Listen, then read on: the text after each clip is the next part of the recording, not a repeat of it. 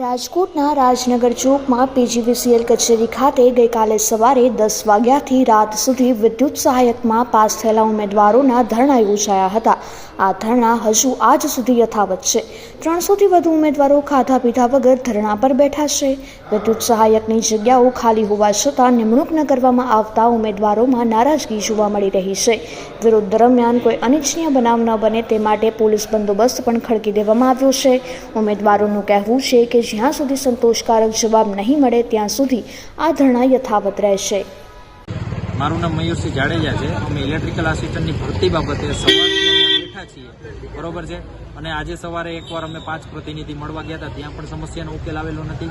ત્યારબાદ તેમના general manager HR Katara સાહેબ જે અમને મળવા આવ્યા હતા ત્યારે પણ એમને સંતોષકારક કોઈ જવાબ આપેલ નથી। પછી એક લેટર અમને આપી દીધો છે કે અમે એની ઉપર કાર્યવાહી કરશું અને એને માહિતી ખોટી આપેલી છે જે તે ડિવિઝને એ અમને જણાવ્યું હતું, પણ ખોટી જણાય છે એવું આપેલું હતું, હજી ખોટી છે નહીં। એટલે એ કાલ સવારે અહીંથી બધા વિખાઈ જાય તો એ તો પૂરું કરી નાખે, એ કોઈ એના એન્જિનિયરો ઉપર પગલાં લે એમ છે નહીં। એટલે આપણી માંગણી એટલી જ છે કે GUNL પાસે સત્તા છે તો તમે GUNL ને કહો। તમે કેટલી રજૂઆત કરી કે GUNLમાં કે નવી પોસ્ટ જોઈ છે, બરોબર છે। તમે GUNL પાસે સત્તા છે તો GUNL ને કહો કે અહીં 250 છોકરા બેઠા છે, અમને પ્રેશર છે, બરોબર છે, તો તમે નવી પોસ્ટ કરો અથવા વેઇટિંગ લિસ્ટનો સમયગાળો જે વધારવાની જતા GUNL પાસે હોય કે ઉર્જા મંત્રાલય પાસે, તો તમે એની રજૂઆત કરો।